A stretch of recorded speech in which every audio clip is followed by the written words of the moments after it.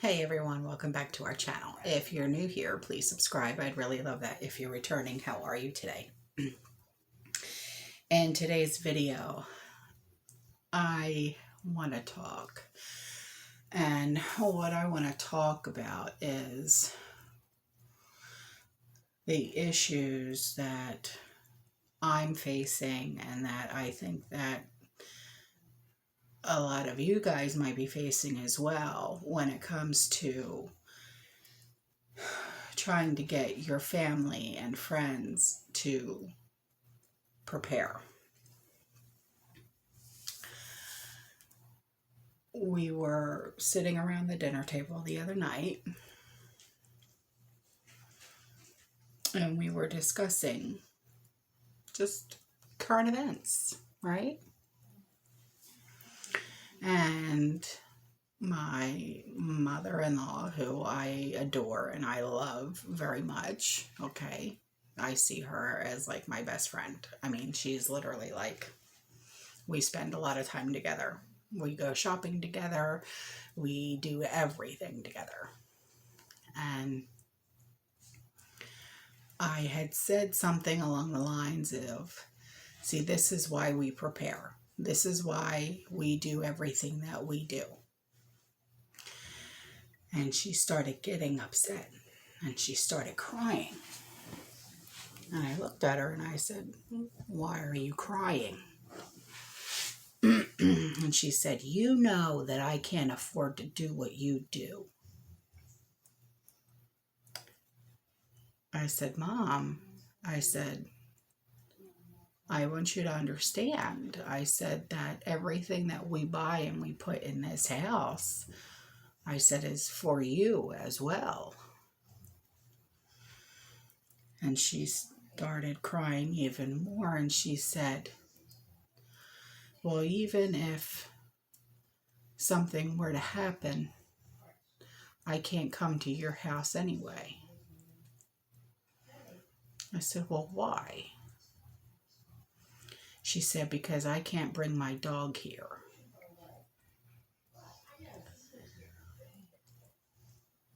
One thing about her dog, he is, in my opinion, he's dangerous. He has been picked up by animal control one time because when my niece, one of her friends lived next door, and the little girl came over to the house and Carrie Ann opened the door and Buster, I don't know if it was out of excitement or what it was, but he jumped up on the little girl and he scratched her on the face. It might have been done out of excitement. This dog gets very excited, but at the time he was also still a year old. I mean, we're going back, some time. And the parents of the little girl, called animal control and stuff like that. So he was put, in quarantine for 10 days to make sure, he didn't have rabies. The dogs are always kept up on their shots and all. But the dog, in my opinion, is dangerous because he does not play well with others at all. My sister had a cat. Because Buster killed it. I have 7 cats. I'm not going to put my cats' lives in danger because of her dog. So I am in a predicament. What would you do in my situation?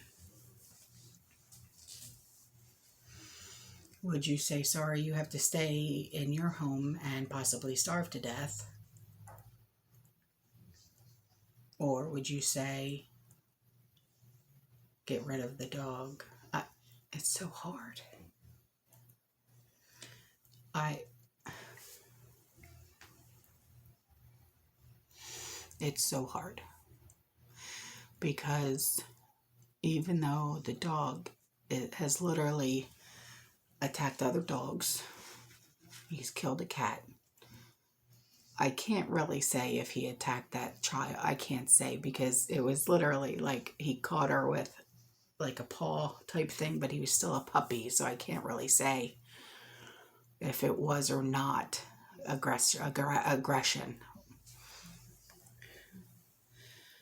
But she says, I can't live without him, without her dog.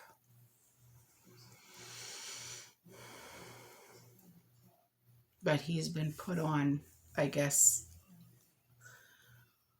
a warning type thing that if he does anything out of aggression again, he's going to be taken away from her. And I'm stuck, guys. I'm stuck. What do I say? What do I say? I don't know. I can't bring the dog into this house. Not with my cats. Not with my dogs. He's attacked my sister's dogs. And you want to know what it was over? A piece of candy that fell on the floor.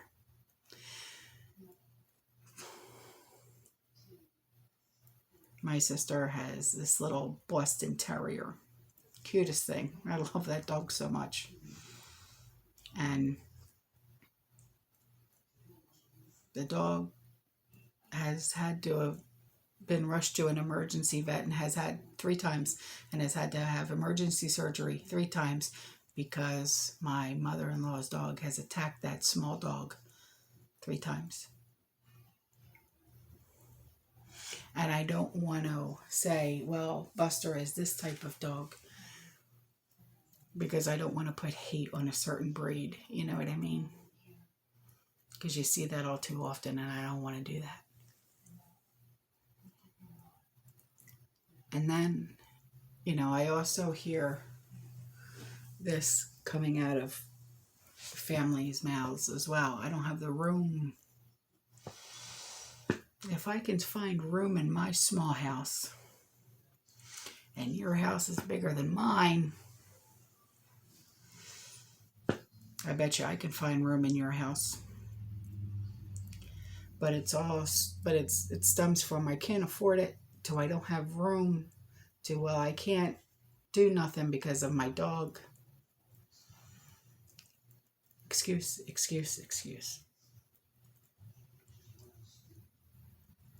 And then when those excuses run out, and then I hear, well, there's no real reason to prepare anyway.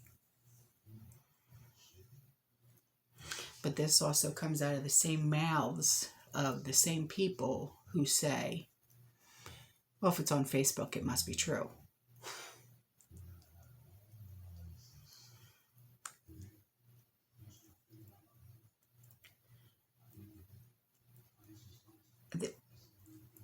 This struggle is real, and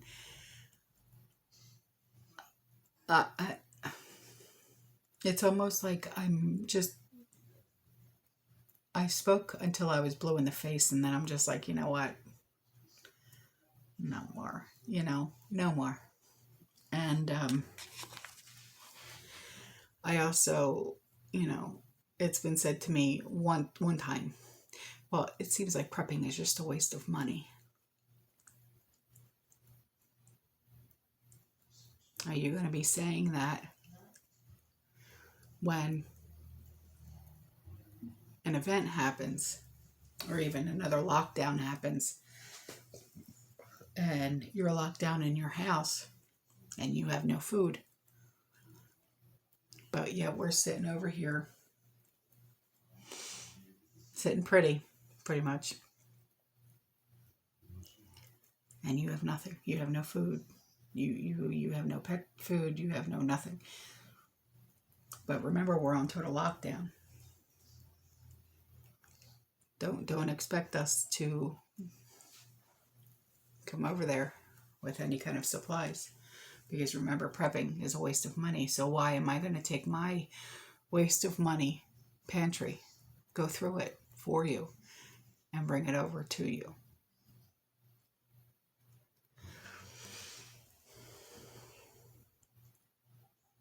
And then, I love this one. Well, if anything happens, I'll just come to your house. My husband's sister said that to me.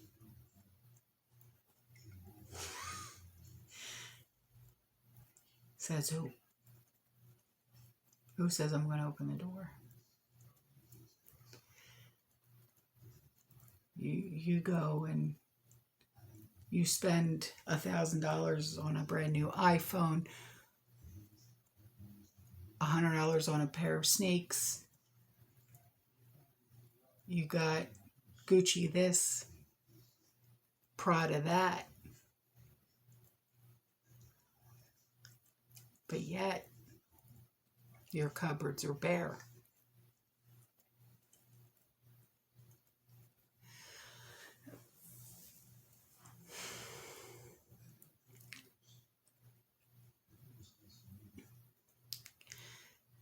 There is no coming to my house if you can't prepare for life now. What makes you think that I'm going to let you in the door after? And I know that sounds really cold.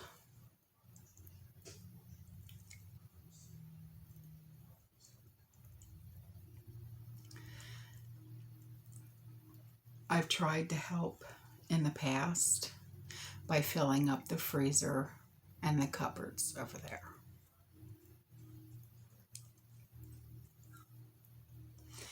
But I feel like it was just, I don't know. And when I try to explain why we do what we do, because it seems like, do you ever talk to someone and it's like talking to a brick wall?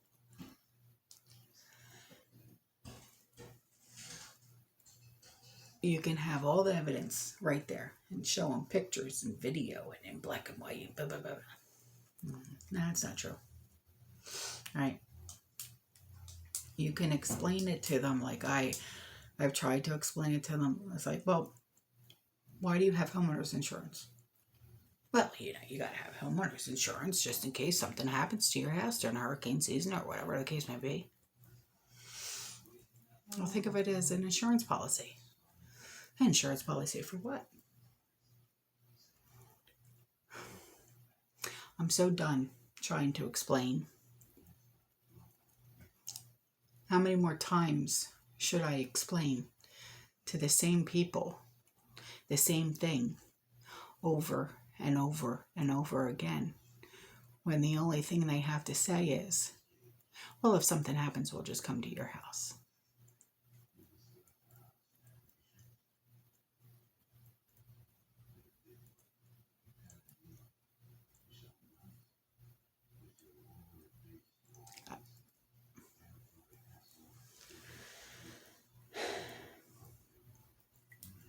The way I look at it is, if you can afford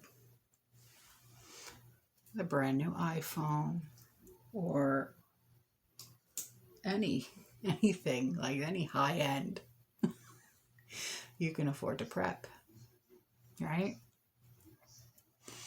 If you can afford to go out and buy the newest Nikes or the newest Adidas or the newest Prada purse or whatever the case may be, you can afford to prep.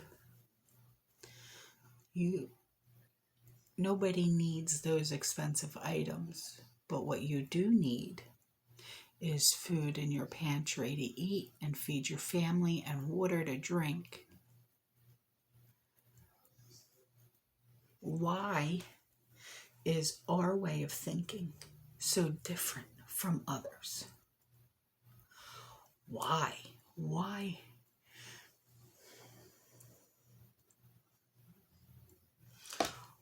Are we on a different planet, or they?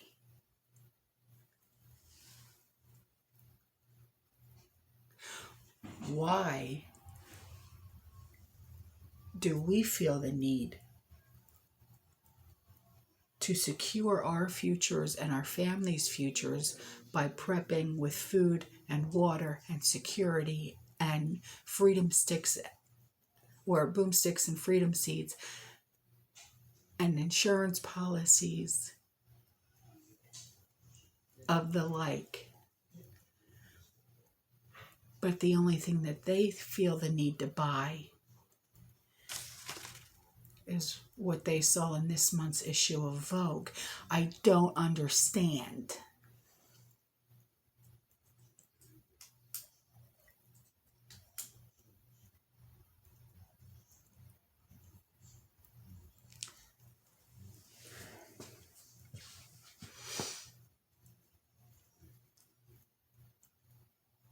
My sneakers, guess where they came from? $30 at Ross. My purse, it was $20 at Marshall's or something like that. But my purse, I need, a big purse, because that's also where I keep all my EDC. You know what I mean?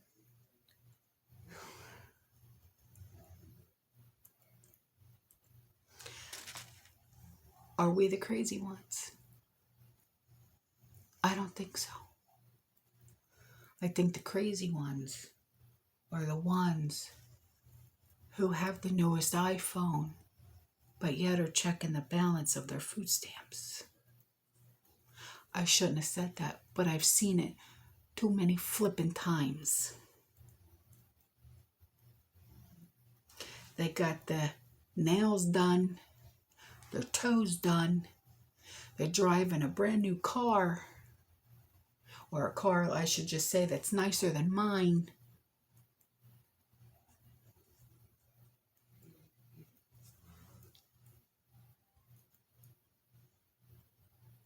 I'm not here to complain. I'm just trying to figure it all out, because nothing makes sense. Nothing makes sense when the only thing that makes sense is how you should be securing your family's future and making sure that this insurance policy with this pantry is paid in full.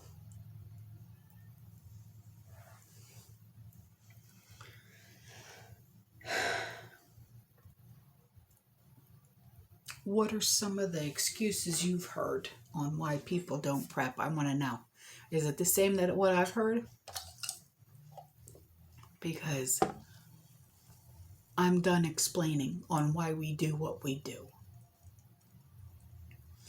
And I'm done with the, well, if it happens, no. Well, I can't come to your house anyway because of my dog. You better make some decisions now then, huh? Because I'm not going to put my pets' lives in danger because you have a vicious animal on paper.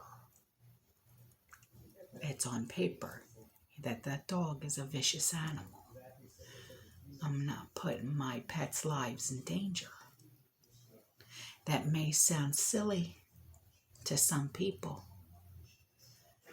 but when we made that commitment to foster and rescue and we adopted them, I